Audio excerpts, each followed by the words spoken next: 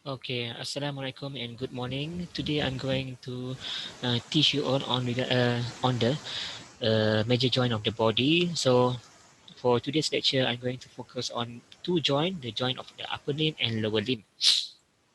So these are all the objective that you need to know. Okay, the upper joint limb, the upper limb joint, and also the lower limb joint. Okay, maybe you can read on this objective later. And then we start to discuss on the joint of the upper limb first. Okay, these are the lecture outline. Okay, the topic that I'm going to discuss today. Okay, so I'm going to introduce to you all on the upper limb joint, and then I'm going to discuss on the glenohumeral joint in terms of its cross features, movement, and the factor maintaining the stability.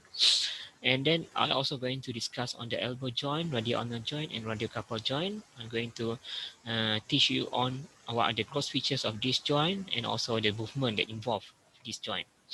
And also the other joint I'm going to touch. Besides that, I'm also going to teach you all regarding the clinical applied anatomy of the several joint that I have mentioned just now. Okay, in terms of if there is a dislocation or subluxation or bursitis happen to the joint.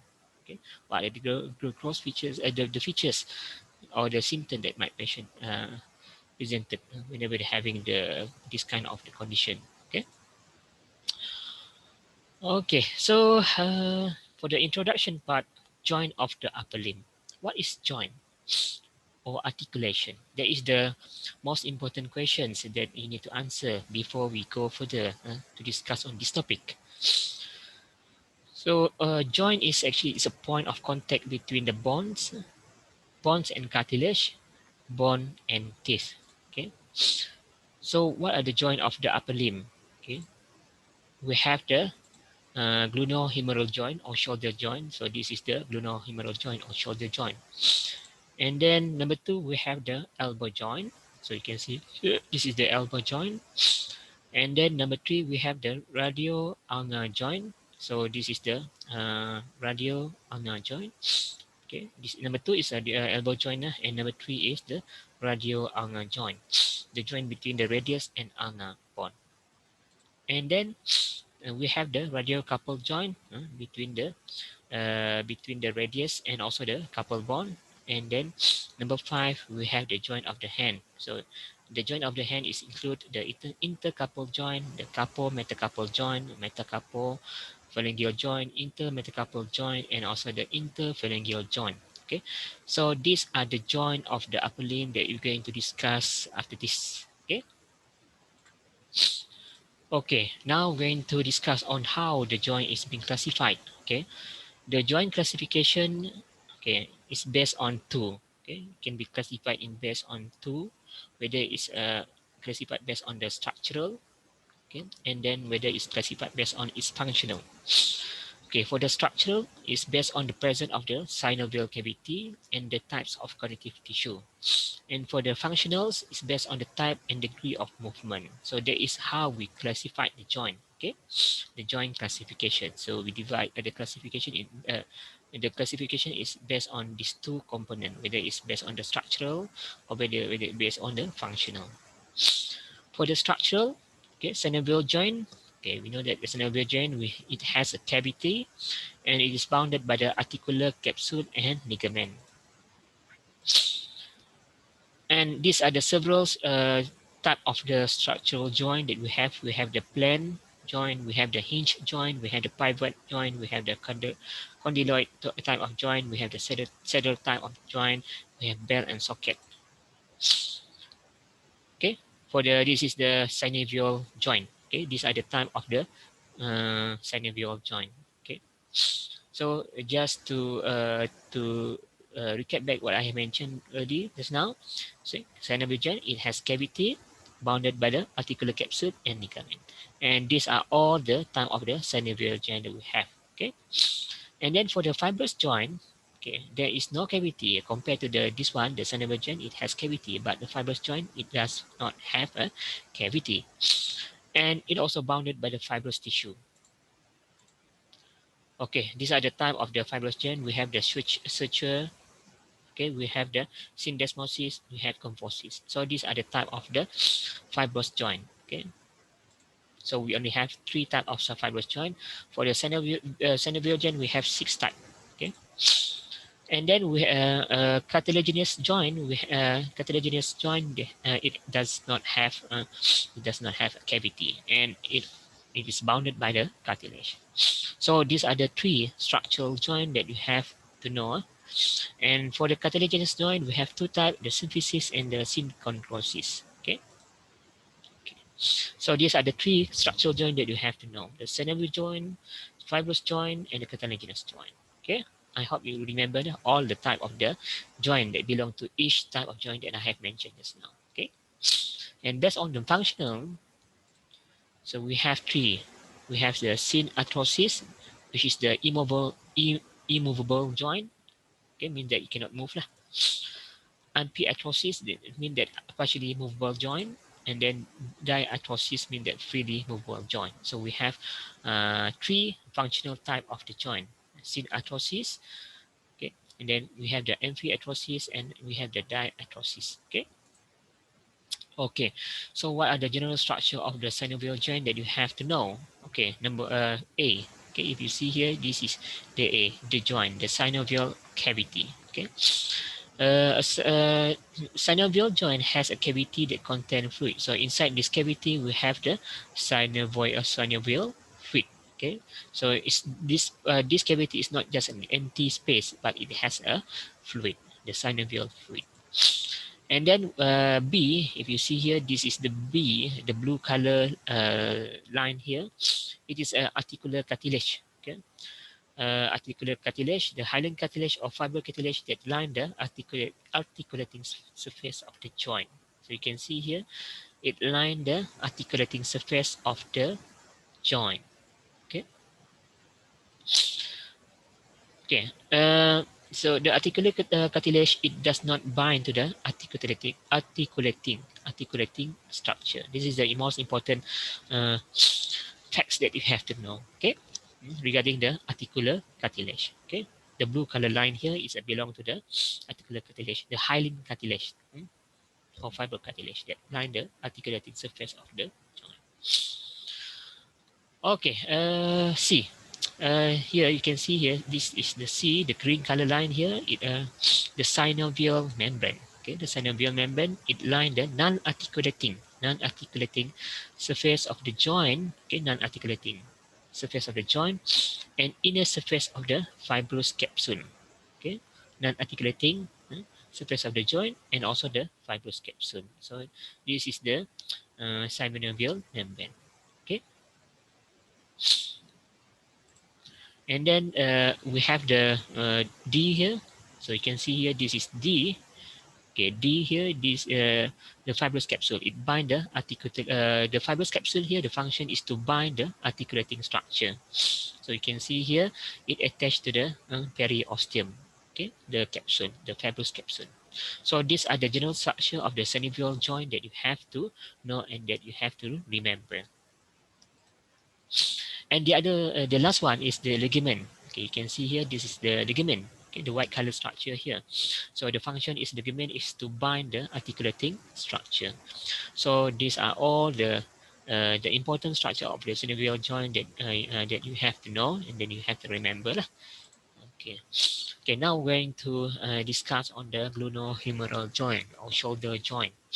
So these are the lecture outline, okay, that I'm going to discuss further after this. Okay, I'm going to introduce to you all what are the glenohumeral joint, the cross features movement, and the friction reducing mechanisms that involve and the strength and the stability for this particular joint, the glenohumeral joint.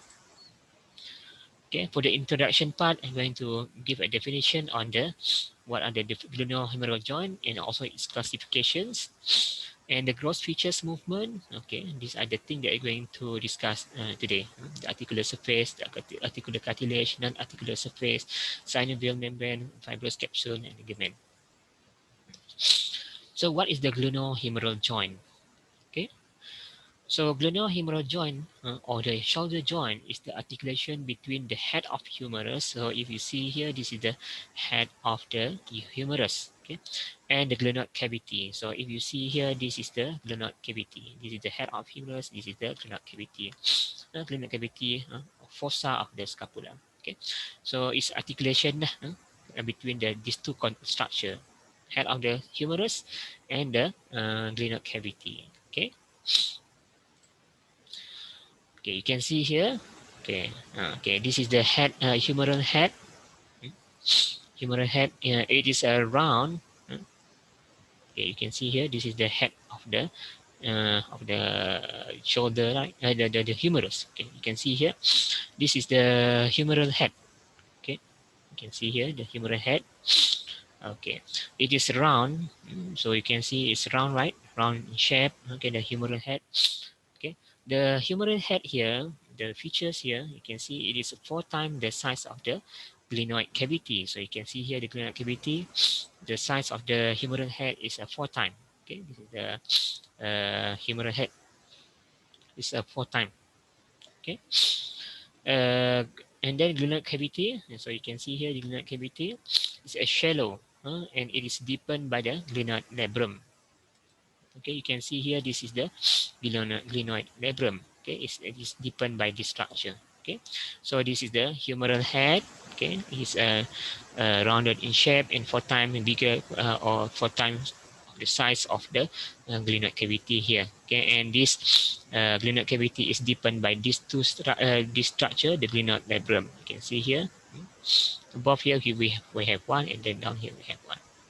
Okay, but actually it is in the circle form lah. Okay, labrum is in the circle. Okay, okay, the classification of the humeral joint.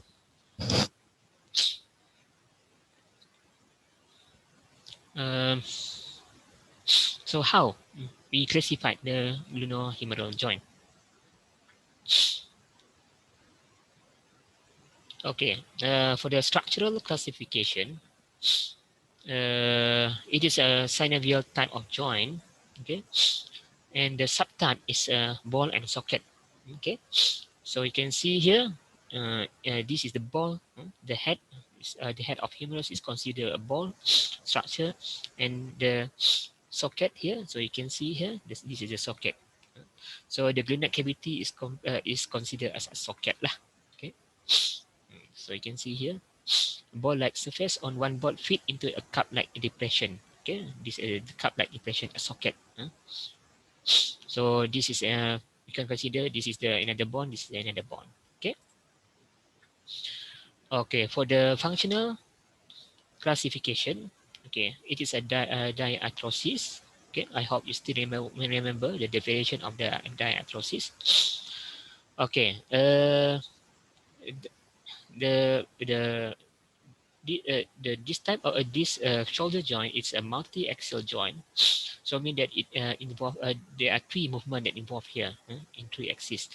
So it permit these 3 type of movement: deflection and extension, abduction and adduction, and also the rotation. So you can see here. So this is the shoulder joint. Okay. And then for the articular surface and articular cartilage. Okay, the articular surface of glenohumeral joint include the humeral head. Okay, you can see here. The articular surface it include the humeral head here. Okay. Okay, this is the humeral head. Okay. And then the glenoid cavity. Okay, that is the articular surface. The articular surface. Okay. And then the articular cartilage and the articular surface of shoulder line is lined by the hyaline cartilage. The blue color line here is a articular cartilage. Okay, the hyaline cartilage. Okay, you can see here the blue color line here. Okay, the hyaline cartilage. Okay, you can see the one. Okay, this is the articular surface. We also have the non-articular surface and the synovial membrane. Okay, for the non-articular surface of the shoulder joint, it includes the inner surface of the glenoid labrum. Okay, inner surface of the glenoid labrum. Okay, the inner surface of the glenoid labrum.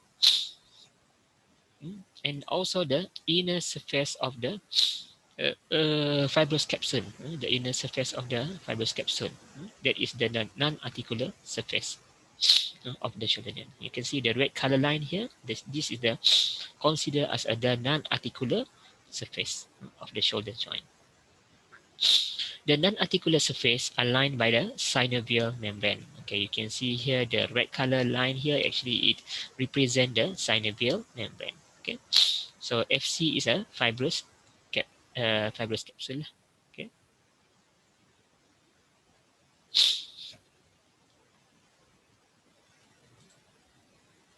okay, you can see here. This is the synovial membrane. Okay, the synovial membrane. Okay, the synovial membrane. Okay, the synovial membrane, the right line color there here. It line the inner surface of the fibrous capsule. So you can see here, right? So this is the fibrous capsule, right? So it line the inner surface of the fibrous capsule and also the glenoid labrum. So this is the glenoid labrum. Okay. Okay. And it reflect onto the neck of the humerus. Reflect onto the neck of the humerus.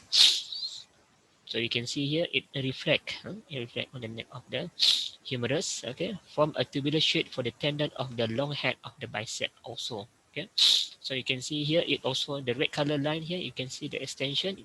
It also form the tubular sheet for the tendon of the long head of the bicep muscle. Okay, okay. Okay, you can see here the synovial membrane and that reflect onto the neck of the humerus. And we can see here, this is a tubular sheet for the tendon of the bicep. Okay, so okay, from this picture, you can see where actually is the location of the tendon of the long head of the biceps. Okay, you can see here.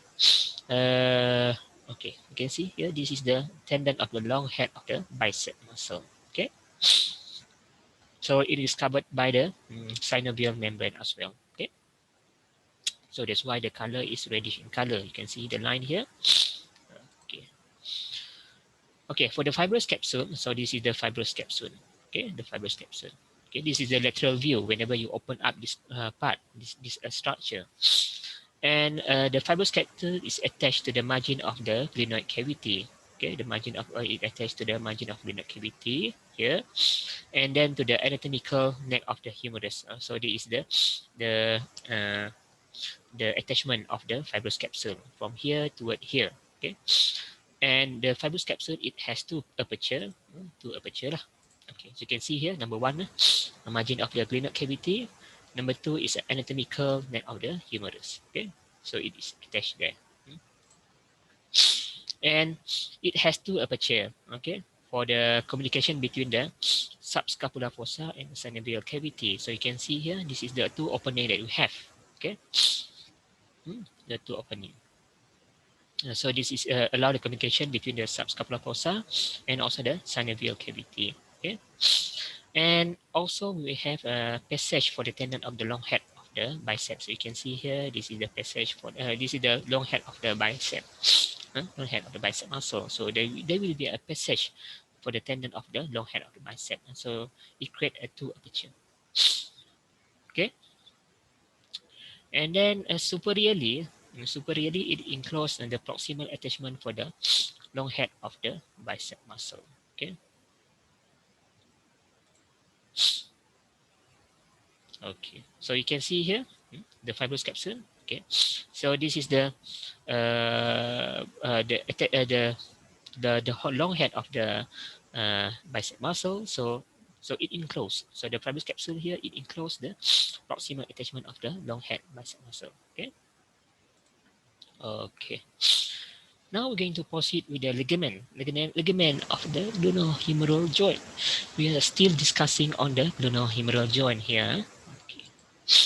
So we have the intrinsic ligament, we have the extrinsic ligament. Okay. For the intrinsic ligament is a thickened part of the fibrous capsule. Okay. For the extrinsic ligament, it is separated from the fibrous capsule. So that is a difference between the intrinsic ligament and also the extrinsic ligament. So we have the three glenohumeral ligament. Okay, the coracohumeral ligament, and also we have the transverse humeral ligament. So these are the intrinsic ligament. Okay, we have the glunohumeral ligament, we have the coracohumeral ligament, and then we have the transverse humeral ligament. Okay, this is the all the intrinsic ligament that you have to remember. Okay, I repeat back. Okay, pre-glunohumeral ligament, coracohumeral ligament, and transverse humeral ligament. And then for the extrinsic ligament, we have the coracoacromial ligament. Okay. Okay, so we are still discussing on the intrinsic ligament. Okay. Okay, just now I have mentioned that three glunohumeral ligament. Okay, we have the superior, okay, superior glunohumeral, superior glunohumeral ligament. Okay, and then we have the middle. Okay, we have the middle glunohumeral ligament, and then we have the inferior glunohumeral ligament. So we have 1, 2, and 3 glunohumeral ligament that I have mentioned just now. Okay, so how this tree ligament is being developed? It is developed through the thickening of the anterior part of the capsule. So you can see here the anterior part here. So this is so this part is going toward back, and this part is going to the anterior or in front. Okay, so this glunohumeral joint is developed from the thickening of this anterior part of the capsule. Okay, so the function of the glunohumeral ligament is to strengthen the anterior part of the capsule. Okay, strengthen the anterior part of the capsule. And this ligament, okay, glunohumeral ligament, it extends from the gluteal labrum to the anatomical neck of the humerus. Okay, so this is the lateral view. Whenever you open up, you can see all the structure inside there. Okay, this is the anterior view. Okay, we're still discussing on the intrinsic ligament. Okay, the coracohumeral ligament and also the transverse humeral ligament. Okay, you can see here, this is the coracohumeral ligament. It's a strong band. Okay, it is attached from the base of the coracoid process.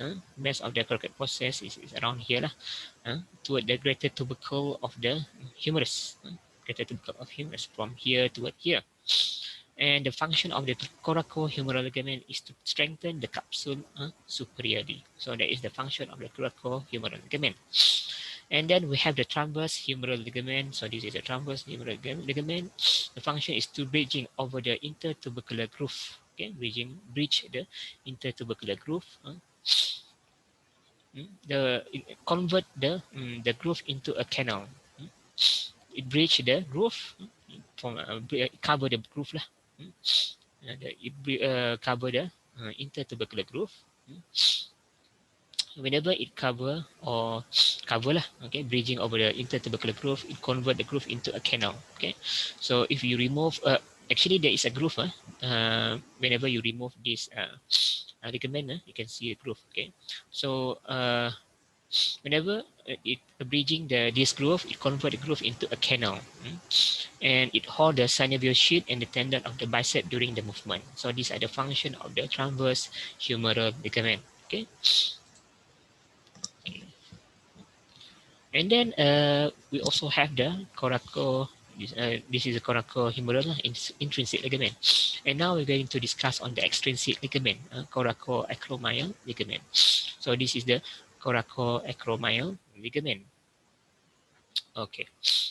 So the coracoacromial ligament, it support the joint superiorly. Okay, it support the joint superiorly, and it form the coracoacromial arch. You can see here, it formed the coracoacromial arch.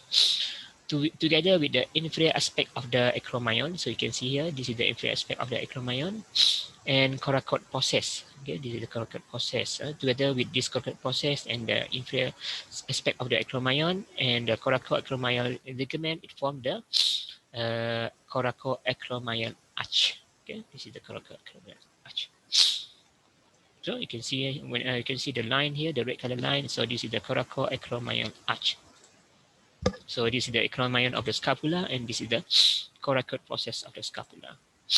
Okay, this is the coracoacromial arch. Okay, in terms of the movement of the glunohumeral joint, it is a very mobile due to the laxity of the fibrous capsule. and also the large humeral head.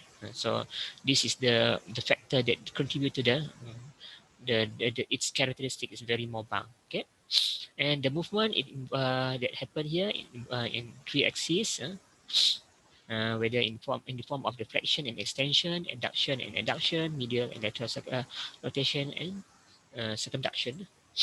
So you can see here, this is the example of the flexion and extension movement. Flexion actually arm move forward, and extension is arm move backward. And adduction, so you can see here, the arm is moving away from the midline of the body, and adduction is arm move toward the midline of the body. And then the medial rotation, so you can see here the medial rotation with the mid flex elbow, and the hand is moved medially, and lateral rotation with the mid flex elbow, the hand is moved laterally. And then circumduction, orderly sequence of flexion and adduction and extension and adduction. So this is the orderly sequence of movement from flexion to adduction, and then the extension and adduction, or reverse. This is the circumduction of movement, combination of all of the movement. Okay. Okay.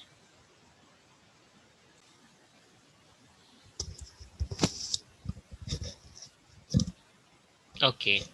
Now we're going to proceed to discuss on uh, the friction reducing mechanism of the glenohumeral joint.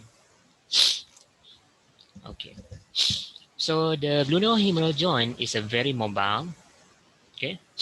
So it's a very high risk for friction. Okay. How we are going to reduce this friction? Okay, reduced by the presence of the bursa. Okay, you can see here. Okay, we have the number of bursa present here. So what is the bursa? Okay, bursa is a sac that line the synovial membrane. Okay, that is the bursa. Okay, and we have the subacromial, okay, or subdeltoid bursa. Okay, so you can see here the big bursa here, subacromial, and also the subdeltoid bursa. And then we have the subscapular bursa. We have the subcoracoid bursa, the infraspinatus bursa, and the bursa related to the coracobrachialis and teres major muscles, long head of the tricep, and also the latissimus bursa. So we have a several number of bursa that actually its function to to reduce the friction. So that is the function of the bursa. Okay. And okay, you can see here, this is the bursa that related to the long head of the tricep. Okay. And then for the subdeltoid and subacromial bursa, it is fused together. Okay, you can see here it is fused together. Okay, for the strength and stability of the glenohumeral joint, the strength, okay, glenohumeral joint is a weak joint, okay, because the glenoid cavity is too shallow to hold the humeral head in place, because the humeral head is 4 times bigger than the glenoid cavity. Okay, so and then this is very mobile also. Okay, so how do we try to maintain the stability here? Okay, stability is maintained by the glenoid labrum. Okay, we have the glenoid labrum. Okay, I have show you just now in the early part of my lecture the glenoid labrum. So the function of the glenoid labrum is to deepen the glenoid fossa. And also we also have the rotator cuff muscle. Okay, the function of the rotator cuff muscle is to hold the large head of the humerus. And then we also have the coracoacromial arch. Okay, you can see here, this is the coracoacromial arch that formed by the inferior aspect of the acromion, okay, the coracoid process, and also the coracoacromial ligament. Okay, so these are the three characteristics that maintain the stability of the glenohumeral joint. Although this joint is very weak, it's a weak joint, okay, and very mobile. Okay. And then now we're going to proceed to discuss on the elbow joint. Okay, so these are the lecture outline that I'm going to discuss today on the introduction part, gross features, movement, and friction reducing mechanism. So for the introduction, I'm going to define what are the elbow joint and its classifications, and the gross features. These are the things that I'm going to touch on this part. Okay. What is the elbow joint? Okay, the elbow joint is composed of the two articulation. Okay, two articulation. The humeral-ulnar articulation. Okay, the articulation between the humerus and also the ulna. Okay, between the trochlea of the humerus. Okay, okay, you can see here. This is the trochlea of the humerus and the trochlea notch of the ulna. Okay, articulation between the trochlea of the humerus and also the trochlea notch of the ulna. Okay, and then we have the humeroradial articulations, the articulation between the capitulum of the humerus and also the superior aspect of the head of humerus. Okay, we have two articulation between this and this, between this and this. Okay, so in terms of the structural classification, the elbow joint is a synovial type of joint, and for the subtype, it is a hinge type of joint or gangliomers. The convex surface of one bone, okay, convex surface of one bone fit into a concave surface of another bone. Okay, hinge type of joint. Okay. Convex surface of the one joint fits into a concave surface of another joint. For the functional classification, it is a diarthrosis type of the joint. It is the movement. It is uniaxial joint movement only in one axis, so it only allow a flexion and extension movement to happen. Okay. For the articular surface and articular cartilage, okay, for the articular surface of the elbow joint, it includes the trochlea of the humerus. So here, this is the trochlea of humerus. This is the articular surface, okay, A.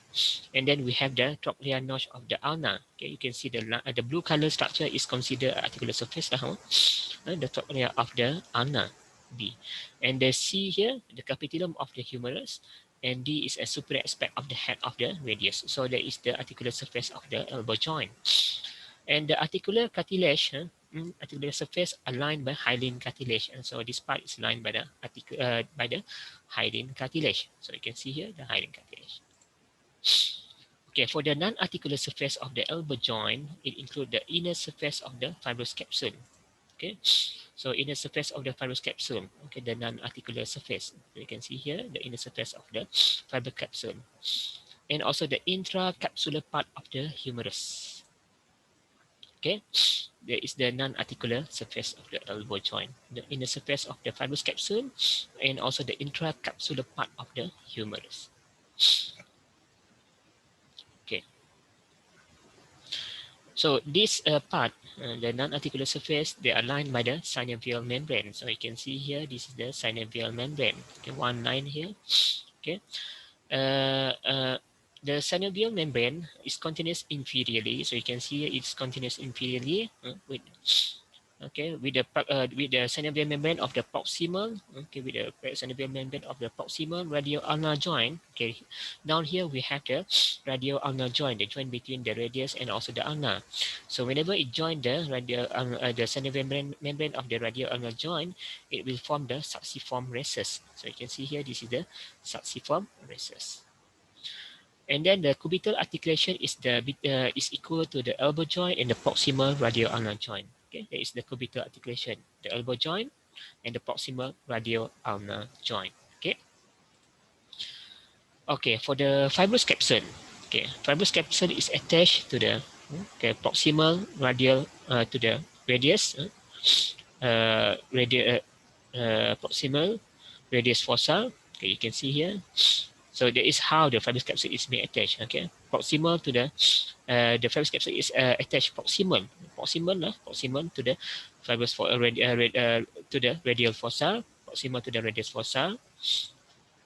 Proximal, you can see here the outline right above, right? Okay, you can see here the proximal to the coronate fossa, and proximal, proximal to the olecranon fossa. Okay, so that is how the fibrous capsule is being attached to. Okay, and lateral end of the articular surface of capitulum, lateral surface of the lateral end of the articular surface of the capitulum on lateral side. Okay, and medial end of the trochlea medially. So that is how the fibrous capsule is attached. So you can see here. Yeah, you can follow the line. You can see here. Okay. Okay, lateral end of the articular surface of the capitulum. This is capitulum, right? Okay, lateral end of the articular surface of the capitulum, and then medial end of the articular surface of the trochlea on the medial side here. So you can see, try to see the outline here, and the margin of the trochlea notch. Okay, the margin of the trochlea notch. So you can see here, this is the trochlea notch. Okay, margin of the trochlea notch. Anterior border of the coronet process, anterior border of the coronet process. So you can see how it's being attached, and annular ligament. Okay, so that is how the fibrous capsule is being attached to. Okay, try to see the outline. Okay, here and at the back here, posterior. Okay, posterior. Okay, now we're going to proceed to discuss on the ligament of the elbow joint. Okay. Okay, first is a radial or lateral collateral ligament, radial ligament, or lateral collateral ligament, radial collateral ligament. So it is a fan-like structure proximally attached to the lateral epicondyle of the humerus. Okay, attached to the lateral epicondyle of humerus, and then distally it blend with the annular ligament of the radius. Okay, you can see here this is the annular ligament of the radius. So it blend with the annular ligament of the radius. And for the this ligament, it allow these two type of movement, the pronation and also the supination. So that is the radial collateral ligament or lateral collateral ligament. Okay, so you can see here, this is the annular ligament. For the ulnar collateral ligament, so we have we have discussed on the radial collateral ligament. We also have the ulnar collateral ligament. Okay, you can see here, this is the ulnar collateral ligament. It is a triangular in shape, proximally attached to the medial epicondyle of the humerus. Okay, medial epicondyle of humerus, and distally it attached to the coronary process and olecranon of the ulnar. For the this ulnar collateral ligament, it consists of three bands. So you can see here, this is the medial view, this is the anterior view. So whenever you see the through the medial view, you can see all the three bands here. So it has the anterior cord-like band, the strongest one. Okay, and then we have the posterior fan-like band, and then we have the slender oblique band. So these are the three bands of the ulnar collateral ligament. Okay, and movement of the elbow joint. Okay, it is a uniaxial joint. It only involve the flexion and extension movement lah. So you can see here, this is the flexion and this is the extension of the elbow joint. Okay, and how we're going to reduce the friction of the elbow joint? We have the bursa. Okay, we have the subcutaneous bursa of the medial epicondyle. We have the olecranon bursa. The olecranon bursa is further divided into three. We have the subtendinous bursa, we have the intratendinous bursa, and then we have the subcutaneous bursa. Okay, for the olecranon bursa, it's further divided into three. And then for the subcutaneous bursa of the lateral epicondyle, okay, just now we have the subcutaneous bursa of the medial epicondyle. We also have the subcutaneous bursa of the lateral epicondyle. And then we have the bursa of the enconeus, we have the bursa of the extensor carpi radialis brevis. Okay, so that is how we reduce the frictions of the elbow joint. We have the bursa, same like that we have in the shoulder joint. Okay, now we're going to proceed to discuss on the radio-ulnar joint. Okay, I'm going to define what are the radio-ulnar joint and its classification and the cross features. I'm going to highlight on this subtopic. Okay, so what are the radio-ulnar joint? Okay, there are two types of radio-ulnar joint. Okay, we have the proximal radio-ulnar joint. Okay, we have the distal radio-ulnar joint. Okay, for the proximal radio-ulnar joint is the articulation between the head of the radius. So you can see here, this is the head of the radius and the radial notch of the ulna. Okay, this is the radial notch of the ulna. Okay, so that is the proximal radio-ulnar joint. And for the distal radio-ulnar joint, okay, it's articulation between the head of the ulna and also the ulnar notch of the radius. Okay, this is the distal radio-ulnar joint. Okay, this is the coronal section. Okay, in terms of the structural classification is a synovial joint type. For the subtype, it is a pivot joint. So for the pivot joint, okay, you can see here the rounded surface of one bone is articulated with a ring-like surface in another bone. Okay, you can see here ring-like surface of another bone. okay, on that surface and ring like surface of another bond. So this is the pivot joint. For the functional classification is this joint is a diatrosis joint. It is a uniaxial joint, so there is only a single axis joint. Okay, only permit rotation movement. Okay, for the articular surface and cartilage for the proximal radioulnar joint, articular surface are lined by the hyaline cartilage. Okay, okay, you can see here. This is the blue color line. The blue color structure. The surface here is a hyaline cartilage. Okay, for the non-articular surface and synovial membrane, the non-articular surface are lined by the synovial membrane. Okay. Okay, the synovial membrane it continue from the synovial membrane of the elbow joint.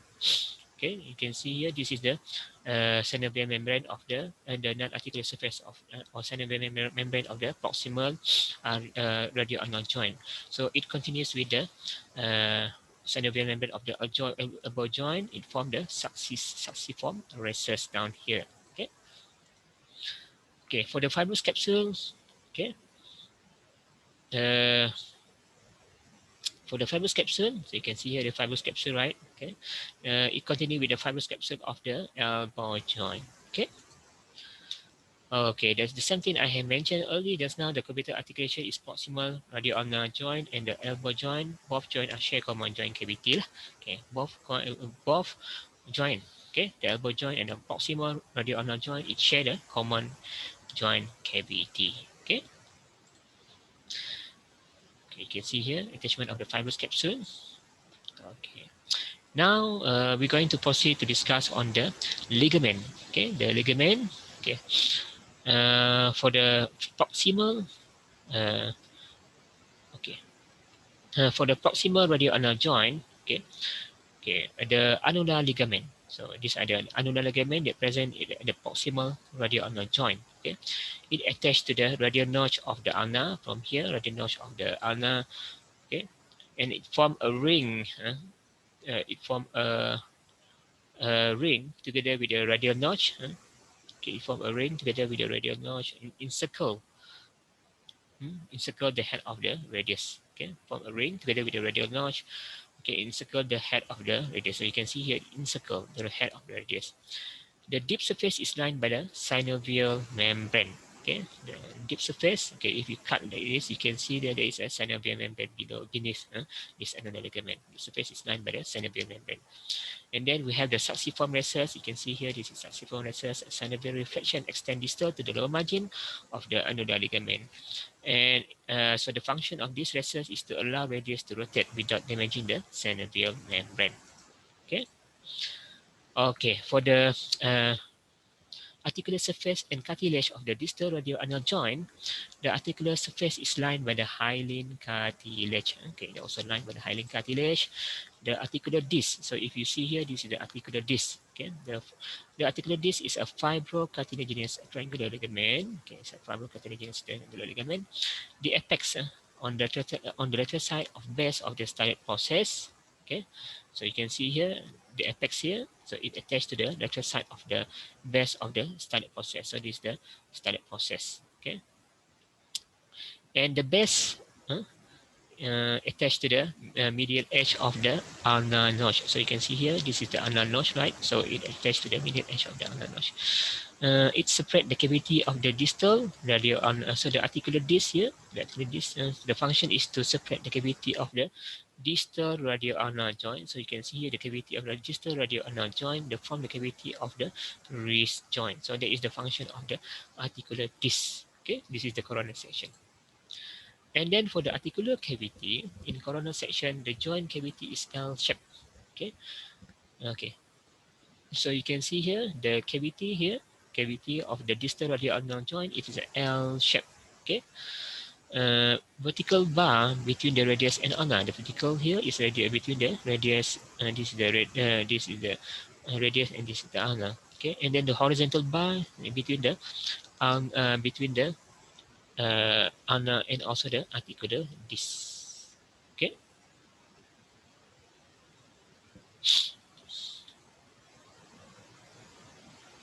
Okay, the vertical bar is between the uh, between the the vertical bar. Okay, vertical bar is between the radius. This is the radius. Okay, and this is the ulna. Okay, this is the ulna. This is the radius.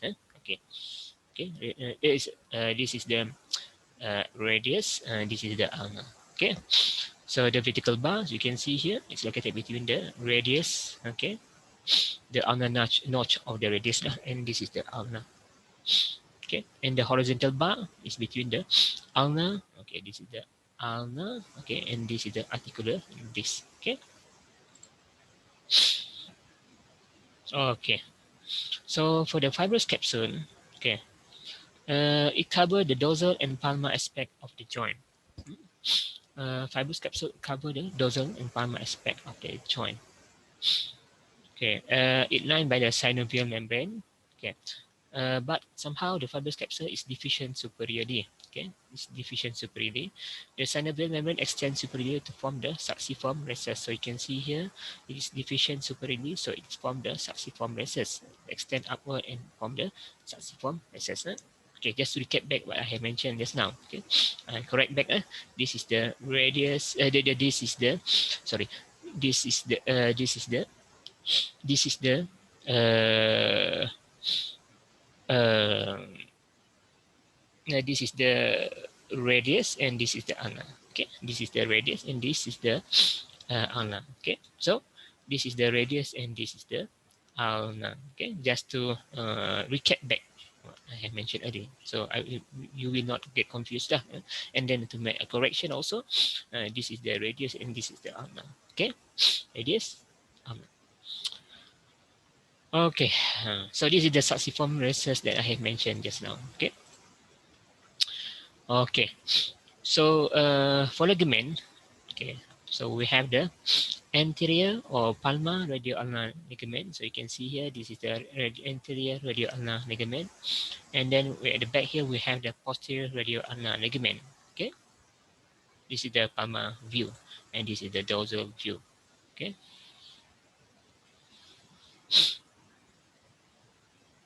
Okay.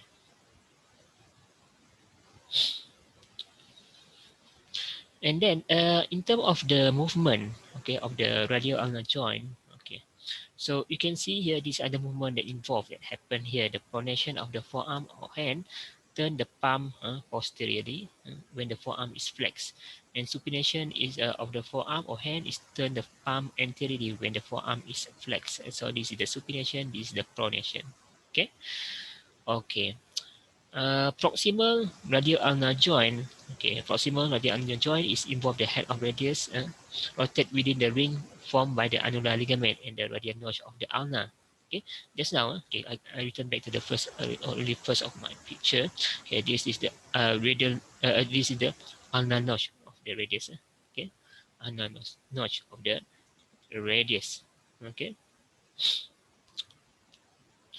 okay, but here don't get confused. Okay, this is the proximal radioulnar joint. Okay, this is the distal radioulnar joint. The head of radius rotate within the ring form of the by the annular ligament and the radial notch of the ulna. But here is the ulnar notch. Okay, the ulnar notch of the radius. Okay, okay. This is the okay. Here, this is the ulnar notch of the radius. This is the distal radioulnar joint. Okay, but here this is the proximal radioulnar joint. Okay, so this is the radial notch of the ulna. So don't get confused. I hope you uh, still with me. Don't get confused between the radial notch of the ulna. Okay. Okay.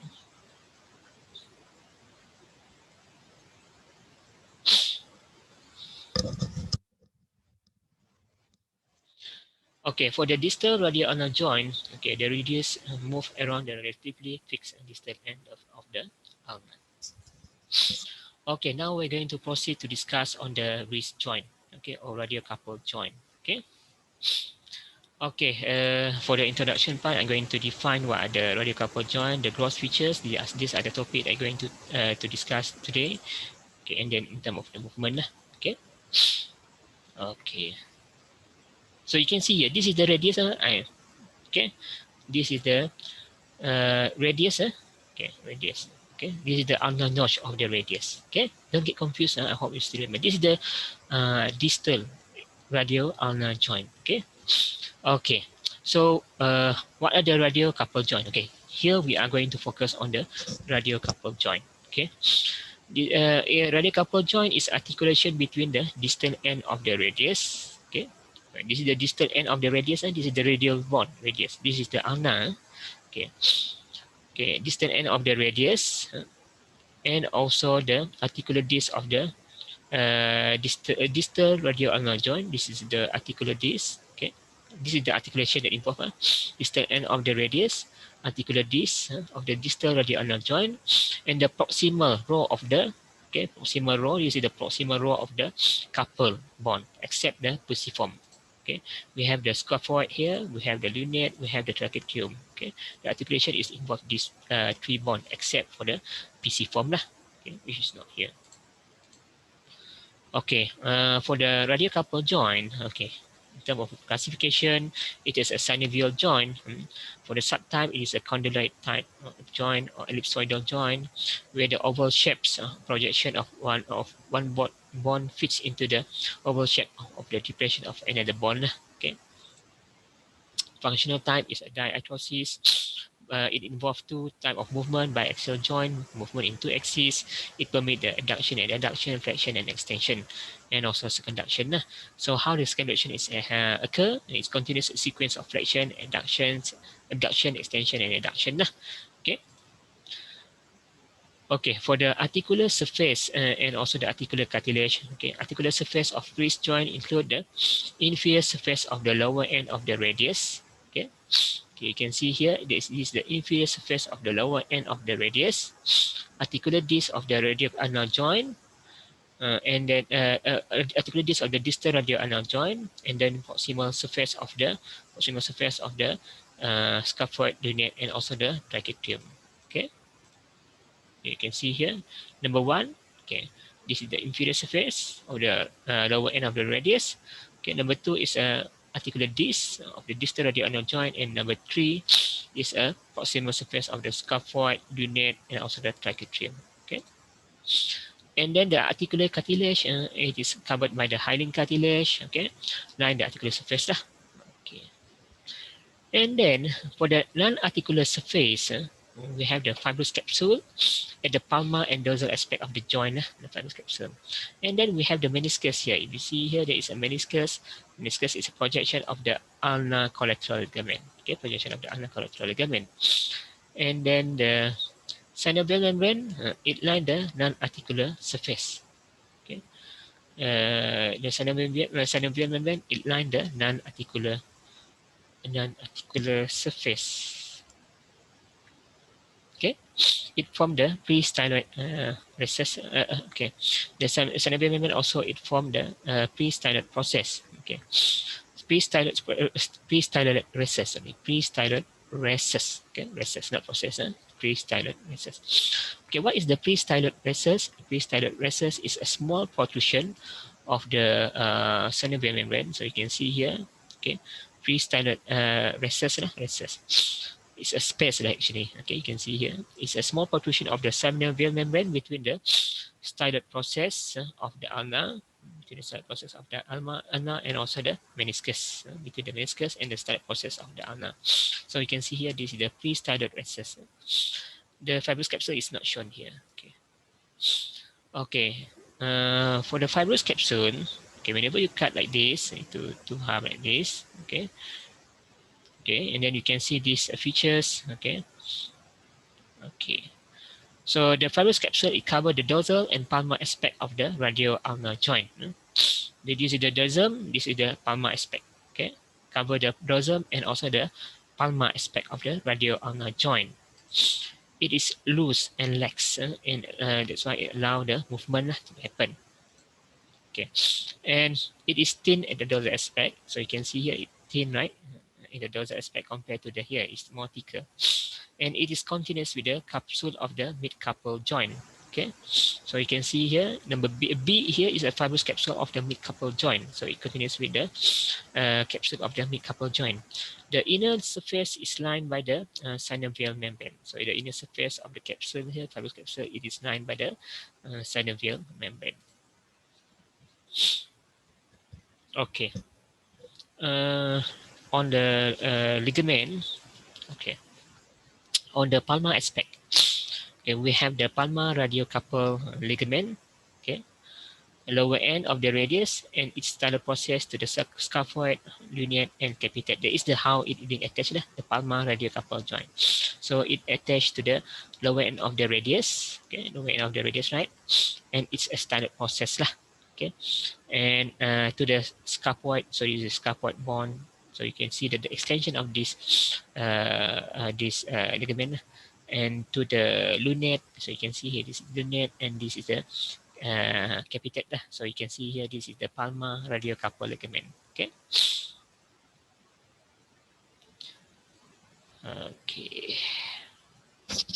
P here is pisiform. Okay. And then we have the radial collateral ligament. The radial collateral ligament. Okay, for the radial collateral ligament. Okay. This it extend from the it extend or attach from the stellate process of the radius to the lateral side of the tubercle of the scaphoid. Okay, tubercle of the scaphoid. And then we have the palmar radio ulnar ligament. Okay, from the ulnar notch of the radius. Okay, ulnar notch of the radius to the head of the ulnar. To the head of the ulnar. So there is how it's being attached. So this is the palmar radio ulnar ligament. And then we have the ulnar collateral ligament. Okay, from the stellate process of the ulnar to the luneate. Okay, so you can see here from the ulnar stellate process of the ulnar to the luneate. To the luneate and also the trichotrium. Okay, the trichotrium is not shown in this picture. Okay, okay, that is the palmar aspect of the ligament, and the ligament that you can see. And then we, for the dorsal aspect, okay, this SLT is scaphoid, luneate, and trichotrium bond. Okay, the dorsal radiocarpal ligament. Okay, so here it extends from the lower end of the radius to the scaphoid, to the luneate, and also the trichotrium. Okay, so there is the how it is being attached to. Okay, the extension of the attachment.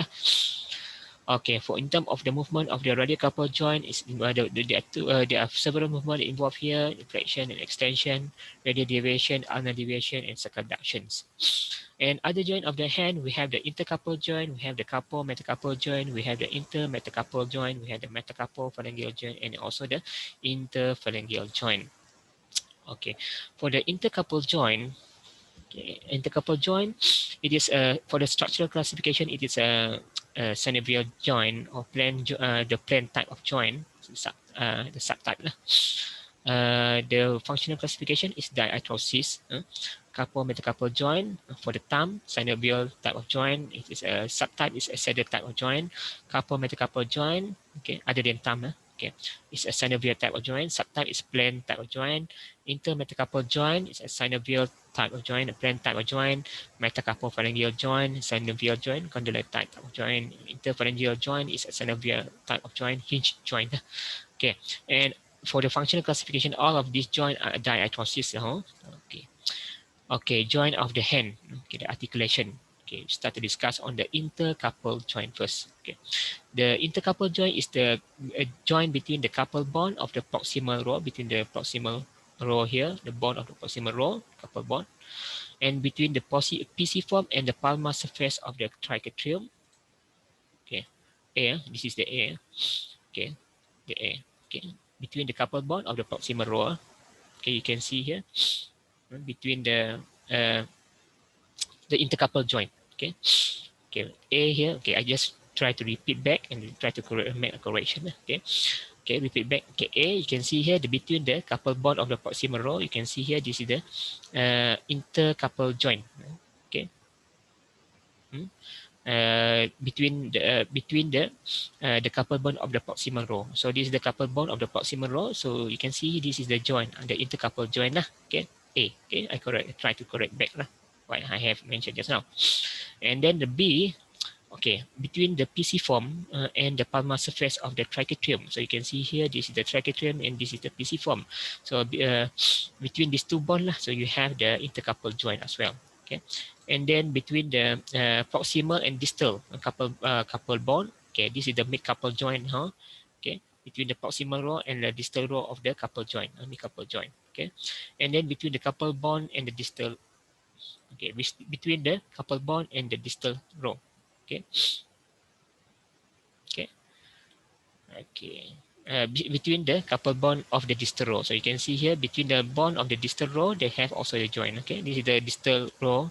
Okay, the bond of the distal row. So you can see in between of this distal row, the bond of the distal row. So they have a joint between them. Okay, this is the between the intercarpal joint as well. Okay, okay. And then for the couple metacarpal joint, it's between the couple bond, so between the couple bond of the distal row, between this is the distal row, couple bond of distal row, and the base of the metacarpal bond. Okay. And then the first metacarpal phalangeal joint, the first couple metacarpal joint, couple metacarpal joint. Okay, it's between the trapezium, okay, between the trapezium and between and the base of the first metacarpal bond. So we have the couple metacarpal joint and the first couple metacarpal joint. Okay. Okay. For the couple metacarpal joint, it's between the couple bond of the distal row, the distal row of the couple bond. Okay, so you can see here the joint here, right? Okay, and this is the base of the metacarpal bond. Okay, and then for the first, okay, for the first couple metacarpal joint is between the trapeziums and also the base of the first metacarpal bond. Okay, and then for the intermetacarpal joint is between the metacarpal. You can see here between the metacarpal, they also have the joint here. There is the intermetacarpal joint. Okay. And then we have the metacarpal phalangeal joint. Metacarpal phalangeal joint is between the head of the metacarpals. Okay, this is the head of the metacarpals. Okay, metacarpal bond with the base of the proximal phalanx. So this is the proximal phalanx. PP is a proximal phalanx. Okay, base of the proximal phalanx. And then we have the interphalangeal joint. Interphalangeal joint is between the head of the phalanx with the base of the distally located phalanx. Okay, for the interphalangeal joint, there are two types. We have the proximal interphalangeal joint, we have the distal interphalangeal joint. Okay, PIP and DIP. Okay, MC is metacarpal bond, PP is proximal phalanx, and DP is a distal phalanx. Okay, for clinical applied anatomy, so you can see here, this is a normal shoulder joint, this is the anterior shoulder dislocation, and this is the posterior shoulder dislocation. And then we also have the radial head subluxation. Subluxation actually is a partial dislocation. Usually it occurs in children when forearm is suddenly pulled in the pronation. Head of the radius, you can see here, the head of radius is slipped out from the annular ligament.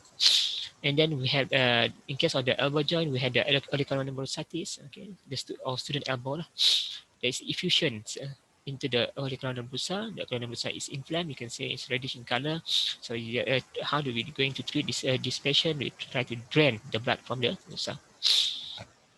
Okay, you can see here the needle is inserted to drain the blood.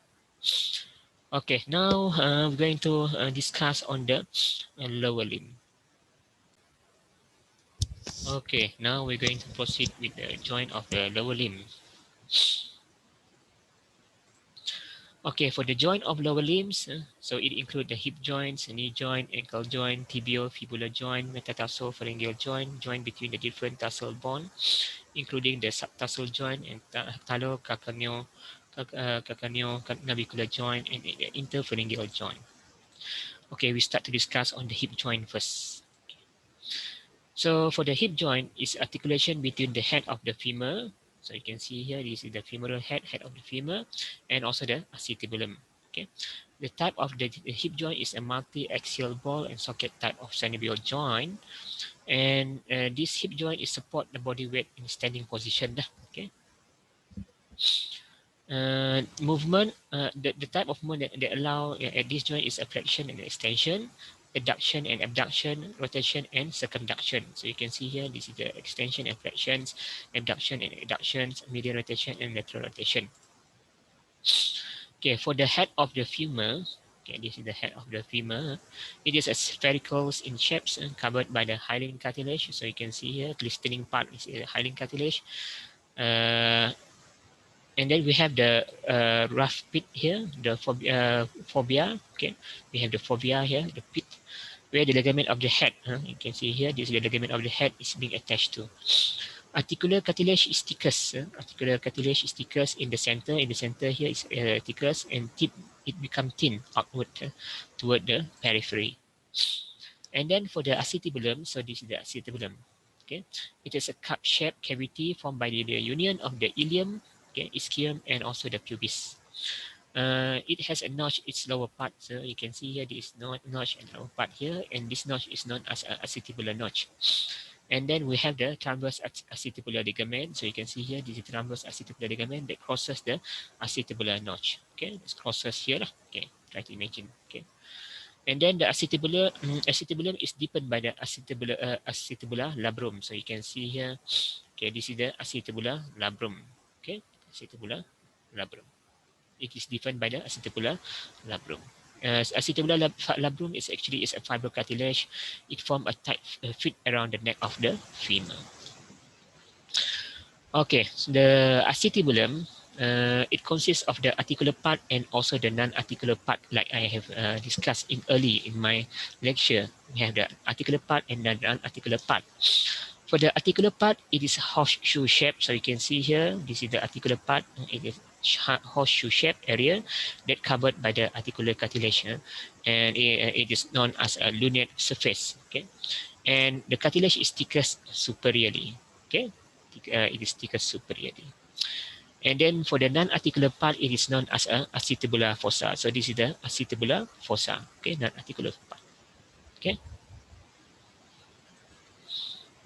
The the non-articular part, it is occupied by the ligament of the head of the femur and pad of fat. Okay, you can see here we have the ligament of the head of femur that has been cut. So the non-articular part is occupied by this ligament. Okay, ligament of the head of femur, and also it is covered by the synovial membrane. The synovial membrane, extra synovial. Okay. So you can see here, so this is the lunate surface, okay, the articular surface lah. Okay, then you see this is the acetibular labrum. Okay, this is the synovial membrane, and then we have the synovial, we have the ligament of the head of the femur, and this is the head of the femur. Okay, for the fibrous capsule, so you can see here, this is the capsule. It's a very strong, and it surrounds the hip joint very tightly. It attached to the margin of the acetibulum, attached from here, margin of the acetibulum toward the femur. Okay, anteriorly, okay, the capsule is attached to the intertrochanteric line, so it is attached here lah. Okay, so this is the acetibular margin now. Okay, okay. So anteriorly, it is attached to the intertrochanteric line. Okay, so the entire anterior surface of the neck of femur is intracapsular. Okay, the entire surface of the neck of femur is intracapsular. And posteriorly, so this is the posterior view, it is attached to the posterior surface of the neck. Okay, attached to the posterior surface of the neck of femur. Okay, short distance to the intertrochanteric crest. Okay, short distance to the intertrochanteric crest lah. Short distance into the intertrochanteric crest. So posterior surface of the neck is partly intracapsular. Partly intracapsular. So you can see here, this is the line of the attachment. Okay, attached on the posterior surface of the neck. So you can see this is the neck of femur, right? And short distance to the intertrochanteric crest. Only short distance crest here, and then it continues here. Okay, so that is how it's being cut lah. But posteriorly, it's partly intracapsular. Okay. The weakest part of the capsule is inframedial part, which is thin and loose. Okay. For the synovial membrane, it lines the inner surface of the capsule. Okay, you can see here, this is the synovial membrane that line the structure here. Okay. Synovial membrane, it covers the intracapsular part of the neck of the femur. okay, the intracapsular part of the neck of the femur. So you can see here, this is the neck of femur, so it's covered by the synovial membrane. And then it also cover the acetabular labrum, okay, ligament head of the femur, and pad of fat inside the acetabular notch. So this is the structure that covered by the synovial membrane. Okay, and the ligament, the capsule is strengthened by the three ligaments. So we have the iliofemoral ligament or ligament of Bigelow. Okay, ligament of Bigelow. Okay, we have the okay, this is the iliofemoral ligament. Iliofemoral ligament. And then we have the pubofemoral ligament. So you can see here, this is the pubofemoral ligament. And then we have the here at the back there we have the ischiofemoral ligament. Okay, this is the front view. This is the back view. At the back we have the ischiofemoral ligament. Okay. And then for the iliofemoral ligament, it is the strongest ligament and Y shape. You can see here the shape is Y, right? So it has a lateral band, it has medial band. It lie anterior to the hip joint. Okay, anterior to the hip joint. So you can only see this iliofemoral ligament from anteriorly. Iliofemoral ligament. Attached to the anterior iliac fossa, attached to the anterior inferior sorry, it attached to the anterior inferior iliac spine. It is attached to the anterior. I repeat back. It attached to the anterior inferior iliac spine. Okay, anterior inferior iliac spine from here. Okay, and the intertrochanteric line. Okay, intertrochanteric line. So it is here. This is the intertrochanteric line. From here, anterior inferior iliac spine. Okay, I repeat back. Anterior inferior iliac spine to the intertrochanteric line. Okay, so the function of the iliofemoral ligament is to prevent hyperextension of the hip joint and also the limit abduction and lateral rotation of the hip joint. Okay, for the pubofemoral ligament, okay, this is the pubofemoral ligament. It's a triangular in shapes, attached to the iliopectineal eminence. Okay, iliopectineal eminence is around here, and then later it will attach to the superior pubis, superior pubis ramus. Okay, okay, this is iliopectineal. This is iliopectineal eminence. Okay, and then it attached to the superior pubic ramus. Okay, and then uh, later it will going to attach to the obturator crest. Okay.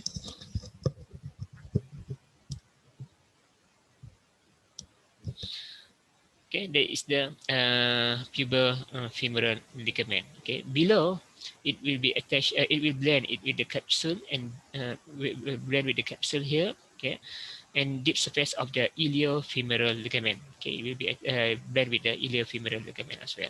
Okay. This is the pubofemoral ligament. Okay, this is iliofemoral ligament, right? So going back, okay, this is the iliofemoral ligament. So it will blend with the iliofemoral ligament. Okay, deep surface of the iliofemoral ligament. And then the function of the this ligament to prevent the hyperabduction of the hip joint. Okay, this is the posterior view. Okay, for the next ligament, the ischiofemoral ligament. Okay, the ischiofemoral ligament, it is a weakest ligament. Okay, it is reinforced the back of the capsule. So that is the function of the ischiofemoral ligament. Its fiber are arranged spirally. So you can see the fiber is arranged spirally. The ischiofemoral ligament is attached to the ischium, okay, to the posterior inferior to the acetabulum. Okay, from here the fiber is spirally superlaterally to merge with the capsule. You can see here it merge with the capsule. Okay, it attached to the posterior inferior of the acetabulum. This is the posterior inferior of the acetabulum, and also to the ischium. Okay, and then the function is to limit medial rotation of the hip joint. That is the function of the ischiofemoral ligament. And then we have the ligament of the head of the femur. Okay, ligament of the head of the femur. So ligament head of the femur. It attached to the transverse acetabular ligament. Attached to the transverse acetabular ligament, and to the acetabular notch proximally, and to the fovea. You can see here it attached to the fovea of the head of the femur distally. Okay. The head ligament of the head of femur, it is surrounded by the synovial membrane. It carries the artery and the nerve to the head of the femur. So you can see here, do we have the artery, right? Okay, the artery ligament of the head of femur, which is the branches of the obturator artery. So whenever the ligament is torn, this blood vessel will be also injured. So it results in necrosis of the head of the femur. Okay, the function is to limit the abduction and the carry artery to the head of the femur. That is the function of the ligament of the head of the femur. Okay, for the muscle that responsible for the movement of the joint, okay, so you have the for the flexion we have the ellipsoid muscle, extension gluteus maximus muscle. We have the adduction for the adduction we have the adductus longus, brevis, and magnus. For the abduction we have the gluteus medius and minimus. For the medial rotation we have the gluteus medius and minimus, and then for the lateral rotation we have the obturator externus, internus, gemini, and incuratus femoris. This is the main muscle, and we also have the accessory muscle that acts like that act like the main muscles. They help the main muscle to act. Okay, you can read on your own later. Okay, for the blood supply to the hip joint. Okay, the hip joint it receives blood from the medial and lateral circumflex femoral artery. So you can see here this is the medial circumflex femoral artery and this is the lateral circumflex femoral artery. Okay, it is the main supply lah of the to the blood supply to the hip joint. For the obturator artery, so you can see here this is the obturator artery. The acetabular branch is passes to the ligament of the head of the femur. So this acetabular branch will follow the ligament of the head of the femur. And then we also have the nuclear artery here. You can see here the nuclear artery of the femur. Circumflex arteries of the arterial, the circumflex artery, okay, circumflex artery, it forms the arterial ring around the base of the femoral neck. Okay. From the arterial ring, the retinacular artery, you can see here from the femoral ring there is a retinacular artery that arises and course along the neck penetrating to capsules and to supply to the head. Okay, the retinacular artery. Okay, blood supply by the acetabular branch of the obturator is small and not significant. Okay, supply from the by the acetabular branch of the obturator is small. Okay, and it is not significant. Okay, for the stability of the hip joint, it's a very stable joint. Stable joint is very stable lah. Factor for the stability of the hip joint is bony factor, because the head of femur is fit well into the dead socket of the acetabulum, and the acetabulum of the labrum also the acetabulum of labrum also it deepen the acetabulum and anchor well head of the femur, and the texture of the capsule also contribute to the stability of the hip joint. Okay. The texture of capsule, the capsule is thick and tense and tough. Okay, the ligament, which also play important role in reinforcing the capsule and the muscular support lah. The short muscle in gluteal region, gluteus medius, minimus stabilize the joint when the distal part of the limb are in motion. And for the angle of inclination, the femoral angle of inclination is the angle between the long axis of the neck and the long axis of the shaft of the femur. So you can see here, this is the angle of the inclination. Okay, long axis of the neck, long axis of the neck, and the length axis of the shaft of the femur. Normal angle is 135 in adult and 160 in children. Okay, the coxa vara will happen whenever the angle is decreased, and the coxa valga whenever the happen whenever the angle is increased. Okay, you can see here this is the coxa vara, this is the coxa valga. Okay, whenever there is a fracture of neck of the femur, the common condition is elderly lah, happen in the elderly due to the osteoporosis. Okay, femoral neck fracture can disrupt the retinacular artery and lead to the necrosis of the femoral head. So you can see here, this is the avascular necrosis of the head lah. Okay, so you have the necrotic bone. Okay.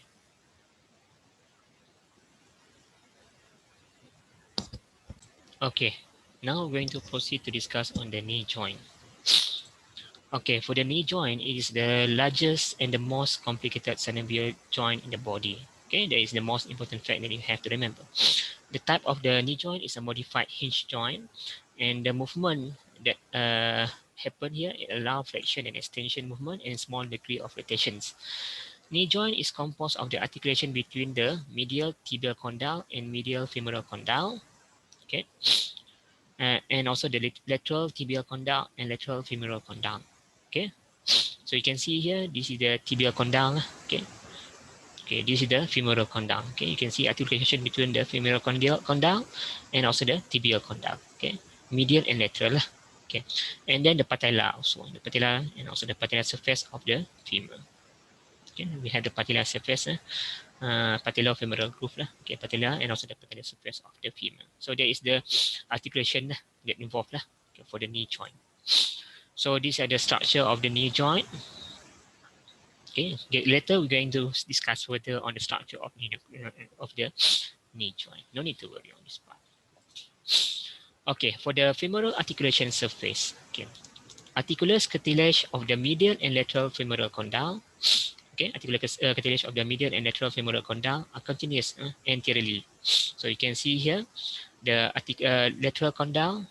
This is the medial condyle. This is lateral condyle. So it is continuous anteriorly. Okay, but they are separated posteriorly by the intercondylar notch. Okay, surface of the condyle that articulate with the tibia in flexion. Okay, surface that of the condyle that articulate with the tibia in flexion, or posterior surface lah, posterior surface. Okay, a curve. Okay, a curve.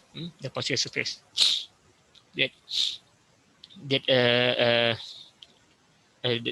articulate lah with the tibia in flexions. Usually they curve lah or round shapes. Whereas the surface they articulate with full extension or the inferior surface are flat. So you can see here, this is a flat surface. Okay. Whenever we have the full extension, right? Articulate in the full extension, so the flat surface. The patellar surface is patellar surface of the femur. The patellar surface of the femur is V-shaped. Okay, you can see here. This is the patellar. This is the patella. Sorry.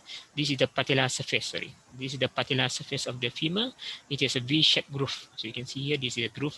Patellar surface of the patellar surface of the femur. Okay, V-shaped groove. Okay. Okay, the tibial articular surface. Okay, the tibial articular surface. We have the medial and lateral tibial articular cartilage. Okay, so you can see here we have the medial articular cartilage, we have the lateral articular cartilage on tibia lah. Okay, that's separated by the non-articular area. So you can see here we have the non-articular area or intercondylar eminence. Okay, so you can see here this is the intercondylar eminence. This is rough non-articular area lah, the intercondylar eminence. In medial articular surface, okay, if you see here, this is the medial articular surface. The anterior posterior diameter is greater than transverse diameter. You can see here, AP diameter is greater than the transverse diameter. So it is oval in shape. The lateral articular surface is more circular. So you can see here, it's more circular. For the patellar articular surface, okay, patellar articular surface is located at its posterior surface. So this is the anterior view, this is the posterior view. So articular surface is located at the posterior surface of the patella. Okay, it is divided into medial area, okay, and lateral area. Okay, the medial area and lateral area. Lateral area is more larger. Okay. Okay, you can see here. This is lateral, this is the medial. Okay. Okay, this is the sorry. This is the lateral one. Okay, this is the lateral and this is the medial. Okay, medial one, medial is smaller. Okay, lateral is larger. Okay.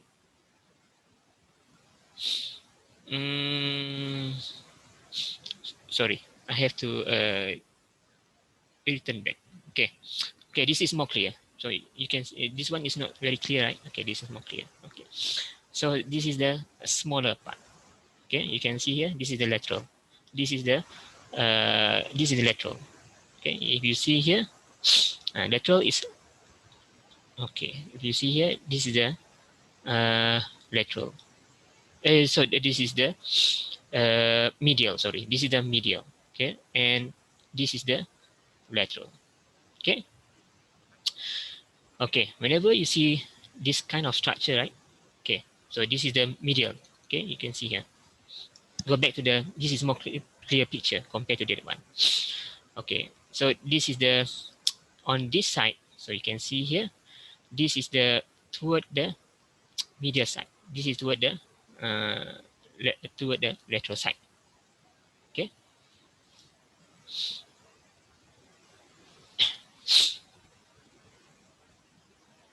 Okay, sorry. Okay, so I meant again corrections. Okay, so this is the lateral side.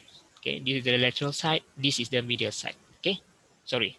Okay, so I repeat again. Okay, and make a correction on the thing that I have mentioned just now. So this is the lateral side. This is the medial side. Okay, so based on this, so if you see here, based on this statement, right? Okay, the lateral side is larger and the medial side is smaller. So you can see here, lateral side is larger in size, so the medial side is smaller. Okay, so this is the lateral side. So I try to correct back what I have mentioned earlier. So this is the lateral side. Okay, this is the medial side. So this is the lateral side is larger, and this is a smaller size. Size is a medial side. Okay, so if you compare from this picture, okay, go back. Okay, and then you can see here, this is the lateral side, okay, larger, this is the medial side, smaller. Okay, okay, so okay, so okay, just to recap back what I have mentioned. Okay, correct what I have mentioned just now. Okay, this is toward lateral and this is toward medial. Okay, okay, just now I have wrongly mentioned that otherwise, I mean the opposite way. So here, this is the toward the lateral side, and this is toward the medial side. Okay, so the lateral side is larger and medial side is smaller. Okay, because you can see here there is a presence of the fibula. So this is the lateral side. Okay, this is the medial side. Okay, okay, I'm correct back at what I have mentioned just now. So whenever you see on this patella, I hope you not confused lah what I have mentioned just now. Okay, so you can see here from this patella on the posterior view.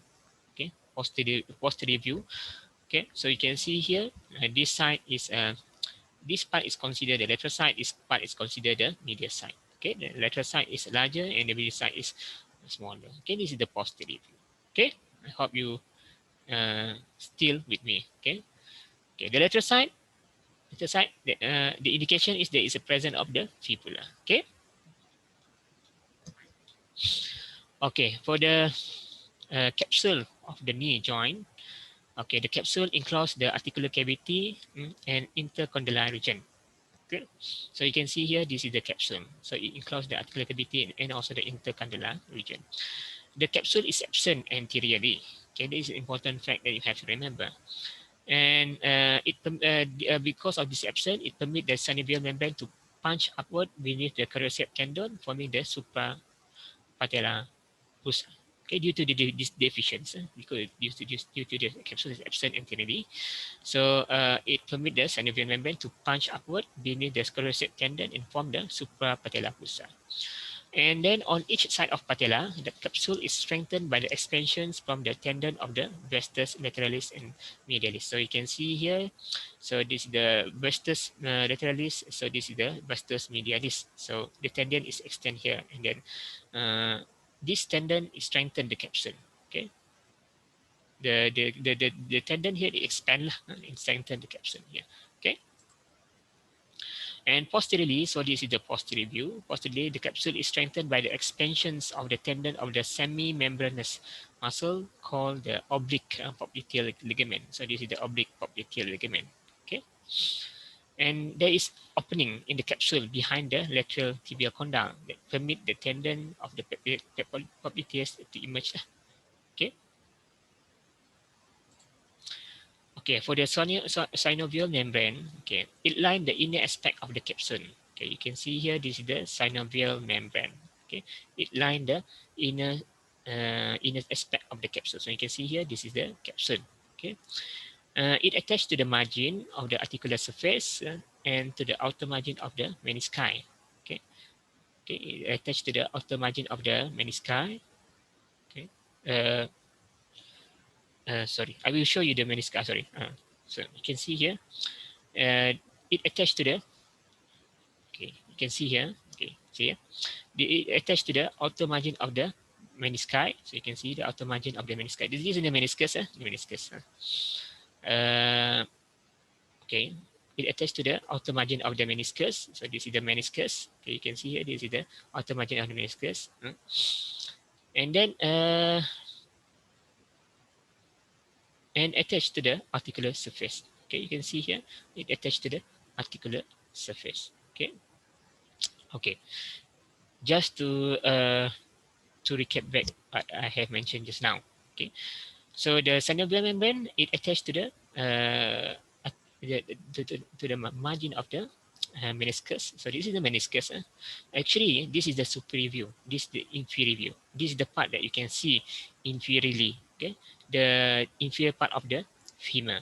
This is the superior view that you can see on the superior part of the tibia. Okay, don't get confused. Okay, so you only can see the meniscus at the superior surface of the tibia. So you can see here, this is meniscus. Okay, so this is the condyle. Okay, this is the medial condyle of the femur. Okay, this is the lateral condyle of the femur. Okay, okay, this is the medial condyle. This is the lateral condyle. Okay, the meniscus is present here. Okay, it is to the lateral margin on the margin of the meniscus. So this synovial membrane is reflected forward from the posterior part of the capsule around the front of the cruciate ligament. Okay. As a result, the cruciate ligament lie behind the synovial cavity and are not bathed by the synovial fluid. So you can see here, this is the cruciate ligament. Okay, you can see here, this is the cruciate ligament, right? This is the cruciate ligament. So the cruciate ligament, because it is reflected forward from the posterior part of the capsule, okay, around the front of the cruciate ligament. So the cruciate ligament is lie behind the synovial cavity. So you can see here. So the synovial, the cruciate ligament is lie behind the synovial. Okay, synovial. Okay, so it is not bathed by the synovial fluid. So it is located behind the synovial membrane here. You can see here, that one. Okay, behind, right? So it is not inside there. It's not inside the synovial cavity. Okay, so you can see here, it cover this cruciate ligament is cover the ligament. Okay, but it's not inside the cavity itself. Okay, it's actually very hard to explain here. Okay, but I hope you still can follow me how. Okay, and then the bursa around the knee joint. Okay, now I'm going to discuss on the bursa around the knee joint. Okay, for the bursa, okay, we have the several important bursa that present around the knee joint. We have the prepatellar bursa. So you can see here, this is the subcutaneous prepatellar bursa. And then we have the subcutaneous infrapatellar bursa. Okay, this is subcutaneous infrapatellar bursa located between the patellar ligament, okay, patellar ligament and also the skin. The prepatellar bursa is located between the patella and also the skin. Okay, deep infrapatellar bursa. This is the deep infrapatellar bursa between the patellar ligament and the tibial tuberosity. Suprapatellar bursa. This is the suprapatellar bursa between is extension of the joint cavity superiorly behind the tendon of the this is the tendon of the quadriceps femoris muscles. Okay, and also the femur. So this is the femur. Okay, and then we also have the popliteus bursa. Okay, and we have the bursa inserine, okay, between the tibial collateral ligament and the tendon of the sartorius gracilis and the semitendinosus muscle. Okay, okay, and then we have the semi-membranous bursa. So you can see here, this is the semi-membranous bursa. Okay, semi-membranous bursa is actually between the semi-membranous muscle and also the medial condyle of the tibia. Okay, so that is all the bursa that I have mentioned just now. Okay, this is the this is the pes anserinius bursa. Okay, okay, for the menisci. Okay, meniscus only can be seen on the tibia. Okay, this is the superior view. Okay, okay, meniscus is C shape. So you can see here, this is the C shape. Okay, C shape meniscus. Okay, you can see here, this is a medial meniscus. This is the lateral meniscus. Okay. Uh, uh, It is a wedge-shaped structure with a thick peripheral margin and thin inner margin. Okay, inner margin is thin but thick peripheral margin. Peripheral margin is thick, inner margin is thin. Okay, so you can see here the inner margin is thin, peripheral margin is thick. Okay, Where the inner margin here, inner margin, if you see here, the inner margin is from a free edge lah. Okay. The peripheral margin is attached to the capsule. So this is something that I have mentioned just now. Okay. The peripheral margin is attached to the capsule. Okay. So what are the function of the menisci? The function is to deepen the articular surface of the tibia condyle. So it deepen the articular surface of the tibia condyle whenever it receives the femoral condyle, and it also acts as a shock absorber. Okay, shock absorber, and it also help to spread the synovial fluid on the articular surface. So that is the function of the menisci. Okay, each meniscus is attached to the upper surface of the tibia. Okay. Remember, each meniscus is attached to the upper surface of the tibia by the anterior and posterior horn. So you can see here we have the anterior horn and posterior horn. So this is the meniscus lah. So how it being attached? It being attached by this horn, posterior horn and anterior horn. Anterior horn and posterior horn. This is lateral meniscus, this is the medial meniscus. Medial meniscus are attached to the capsule. So medial meniscus is attached to the capsule and medial collateral ligament. So you can see here, this is the ligament that has been cut off. So this, so that's why this medial meniscus is less mobile and more prone to tear. Okay, because of this attachment, okay, attached to the capsule and attached to the medial collateral ligament. Attachment of lateral meniscus is to the capsule is lax. Okay, attached the lateral meniscus is attached lax to the to the capsule, so it is more mobile. Okay, so for the ligament of the knee joint, we have the major ligament that's supporting the knee joint, patellar ligament. So these are the several ligament of the joint. The patellar ligament, collateral ligament, cruciate ligament, oblique popliteal ligament, and acquired popliteal ligament. Okay, for the collateral ligament, located on each side of the knee joint. So you can see here, this is the tibial collateral ligament. Okay, so what is the function? It act to stabilize the hinge motion of the knee, okay, preventing any medial and lateral movement. Okay, so you can see here, this is the tibial collateral ligament or medial collateral ligament, the same thing lah. Okay, it is a broad and flat ligament. Superiorly, it attached to the medial epicondyle, medial femoral, superiorly, it attached to the medial femoral epicondyle. Okay. Inferiorly, it is attached to the medial surface of the tibia, above the attachment of the sartorius and also gracilis. So,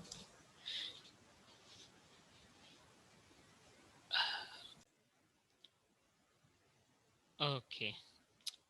So, okay, just to recap back that I have mentioned just now on the collateral ligament. So it is located on each side of the knee joint. So you can see here, this is a tibial collateral ligament. So what is the function of this collateral ligament? They act as to stabilize the hinge motion of the knee, preventing any medial or lateral movement. Okay, so this here, okay, the tibial collateral ligament. So you can see here, medial tibial collateral ligament or medial collateral ligament. It is broad and flat ligament. Superiorly, it is attached to the medial femoral epicondyle.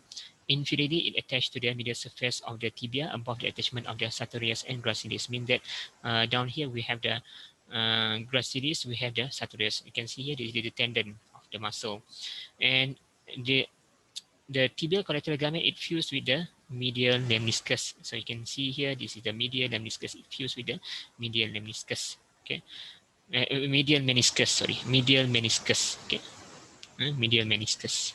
It fused with the medial meniscus. Medial meniscus actually located on the tibia. Okay, and then for the fibula collateral ligament. Okay, you can see here in this is a lateral collateral ligament. It is rounded cord-like ligament. Superiorly, it is attached to the lateral femoral epicondyle, and inferiorly, it's attached to the lateral surface of the head of the fibula. And tibia and fibula collateral ligament become taut, during extensions. And then we have the cruciate ligament as well. We have the posterior cruciate ligament, the anterior cruciate ligament. You can see here. So this is the meniscus, meniscus on the tibia.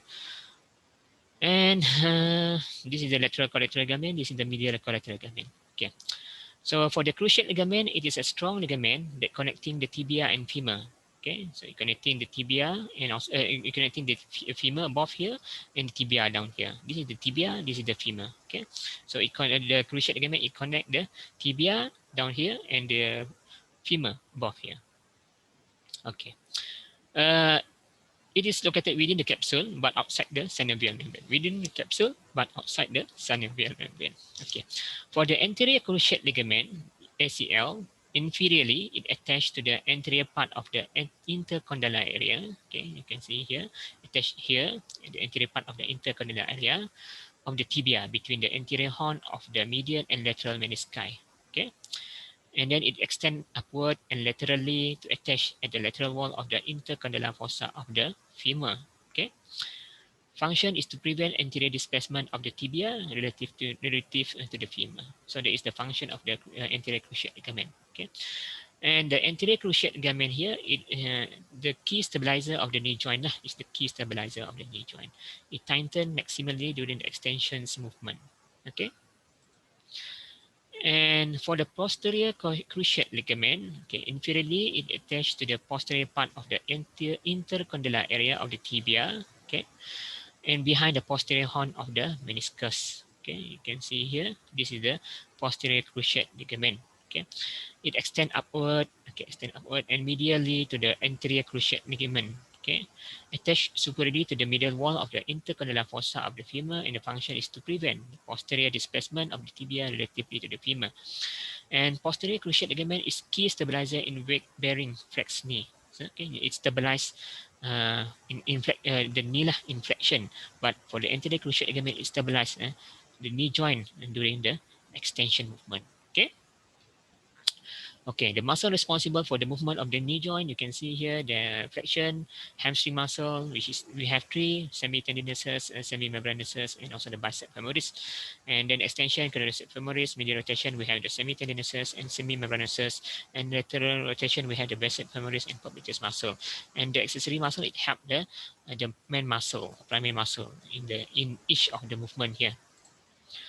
Okay, for the locking mechanism of the knee joint, so whenever the person is standing, the knee joint is locked into the positions. Okay, so thereby they're reducing the amount of muscle work needed to maintain the standing positions. So whenever you are standing upright, so the knee joint is in the locked position. Okay, in these locked positions, one cannot flex or extend the knee joint. So you cannot extend or cannot flex the knee joint. Knee joint is locked in position when the femur rotate medially. So this is happen how the locking is happen. Okay, lock in position happen when the femur rotate medially on tibia and at the end of the extension. Okay, femur rotate medially on the tibia at the end of extension, or tibia rotate laterally on femur. Okay, and then to unlock, okay, unlock occur usually as a result of lateral rotation of the femur during the initial stage of the flexion. Okay, lateral rotations unlock. Okay, medial rotation. Okay, when the femur rotate medially medial rotations to lock, lateral rotation to unlock. Okay, you have. I hope you still remember. You can remember but the important things that actually happen during the locking and unlocking mechanisms. Unlocking is produced by the popliteus muscle. So you can see here, this is the popliteus muscle. Okay. So the applied anatomy aspect. So meniscus injury usually happen due to the twisting strain in a fully flexed or slightly flexed knee. Example, whenever you kick a ball. Okay, so this we have a different meniscus tear pattern that happen here. So we have the vertical, oblique, radial, horizontal, and also the complex. Okay. The menisci may be torn longitudinally, example bucket handle type or transversely. Medial meniscus suffer more injury than the lateral meniscus. So this is the question that you need to answer. Okay, why? And then cruciate ligament injury. Anterior cruciate ligament, so this is the anterior cruciate ligament, is more commonly injured compared to the posterior cruciate ligament. Injury can be simple sprain or complete rupture. If complete tear occur, there will be excessive anteroposterior mobility. Okay. Okay, for the ankle joint. Okay, for the ankle joint. Okay. Ankle joint is a weight-bearing synovial joint between the lower end of the tibia. So you can see here, this is the tibia bone, lower end of the tibia. Okay, and this is the fibula. And this tibia and fibula, it create a deep bracket socket. Yeah? For the talus, this is the talus to fit into here. Okay. The type of joint here is a hinge type of joint, and the movement is that involved here is dorsiflexion and plantar flexion of the foot. Okay, for the articular surface, so this is the articular surface. It is covered by the hyaline cartilage. Okay, the articular surface cover the lower end of the tibia. You can see here, there's the lower end of the tibia is covered by the articular. This is the articular surface. Okay, and lateral surface of the medial malleolus. You can see that this is the lateral surface of medial malleolus, and medial aspect of the medial aspect of the lateral malleolus. Okay, medial aspect of lateral malleolus, and superior and medial and superior lateral and medial surface of the talus. So you can see here the talus, okay, superior aspect of the talus. So this is the articular surface. The articular surface of talus is wider anteriorly than posteriorly. Okay, wider anteriorly. So you can see here, compared to the posteriorly. Okay, this is the talus. Okay, the articular surface. Okay, capsule and synovial membrane. Okay, superiorly, capsule is attached to the margin of the articular surface and of the tibia and malleoli. Okay, the capsule. Okay, so you can see here, this is the ankle joint capsule. The ankle joint capsule. Okay, superiorly, capsule is attached to the margin of the articular surface of the tibia and also the malleoli. Okay, so you can see the upper margin lah. Okay, of the capsule. Inferior part of the capsule attached to the margin of the articular surface of the talus. Okay, you can see here, the attached to the margin of the articular surface of the talus. Capsule in the anterior and posterior part of the joint is thin and loose, but strengthened on each side by strong collateral ligament. So we have the collateral ligament that strengthen the capsule. Okay. Synovial membrane cover the inner aspect of the capsule, except at the anterior and posterior aspect, where the adipose tissue intervene between the capsule and the synovial membrane. Okay, for the ligament of the ankle joint, okay, the ankle joint is stabilized by the medial and lateral ligament. Okay, for the medial ligament, okay, it is large, strong ligament and triangular in shape. Its apex is attached to the medial malleolus. Okay, so you can see here, it attached to the medial malleolus, right? Okay, it is composed four parts. So we have four parts of the medial ligament. So we have the tibio-navicular ligament. Okay, this is the tibio-navicular ligament. We have the tibio-calcaneal, tibi, sorry, sorry. This is the this is tibio-navicular ligament. Sorry, okay. I correct back my words. Okay, this is the tibio-navicular ligament. Okay, tibio-navicular ligament, and this is the tibio-calcaneal ligament. Okay, tibio-navicular ligament. Okay, tibio-calcaneal ligament. Okay, so I made a correction. This is the tibio-navicular ligament. This is the tibio-calcaneal ligament. Okay. And then we also have the anterior, okay, the posterior tibio-talar ligament, and also the anterior tibio-talar ligament. Okay. Okay, the lateral ligament. Okay, this is the medial ligament. Okay, this is the medial ligament that you can find in the medial side. So for the lateral ligament, it is composed three parts as well. Okay, so we have the anterior talofibular ligament. We have the posterior talofibular ligament, and then we have the calcaneofibular ligament. Okay. For the applied aspect of the applied anatomy of the ankle joint, okay, the ankle injury usually occur in the plantar flex position of the foot, usually during the inversion injury. Lateral ligament is more often injured than the medial ligament. Usually the anterior talofibular or calcaneal fibular ligament. Usually it involves these two ligaments. You can see here there is a complete tear of the calcaneofibular ligament, or partial tear of the anterior fibular tibial ligament. Okay. Joint of the foot. Okay. For the joint of the foot, the subtalar joint. Okay. The posterior talocalcaneal joint. Okay, subtalar joint. You can see here subtalar joint. Okay. It's a synovial joint between the posterior part of the talus. So this is the posterior part of the talus, and also the calcaneus. So this is the calcaneus. Type of joint here, plain synovial joint. Okay. It's the articulation between the posterior facet of the inferior surface of the talus. Okay, posterior facet of the posterior facet on the inferior surface of the talus. It's a concave surface lah. And then posterior facet on the superior surface of the calcaneus. Okay, calcaneus. This is the calcaneus, convex surface. Okay. Okay. So you can see here, this is the calcaneum. Okay, this is the thallus. Okay, the thallus is a concave surface. The calcaneus, it is a convex surface. Okay, so movement that happen here is inversion and also the eversions. Okay, that is the subtalar joint. Okay. Okay, and then we have the talo-calcaneo-navicular joint. Talo, calcaneo, and navicular joint between these three bones lah. It's a complex joint which head of the thallus, okay, head of the thallus, okay, articulate with the upper surface of the calcaneus. Okay, you can see here, okay, the upper surface of the head of the thallus articulate with the upper surface of the calcaneus. Okay, okay, posterior surface of the navicular. So you can see here the posterior surface of the navicular. Okay, and the spring ligament. Okay, you can see here that we have the spring ligament. So the present there. Okay, spring ligament or plantar calcaneonavicular ligament is a broad thick ligament that extend between the sustentaculum tali and also the navicula. Okay, sustentaculum tali. This is sustentaculum tali. This is the navicula. This is the spring ligament. Okay. So the movement that happened here is inversion and also the eversion. And then we have the metatarsophalangeal joint. It's a joint between the head of metatarsal, okay, a joint between the head of metatarsal and the base of the proximal phalanx.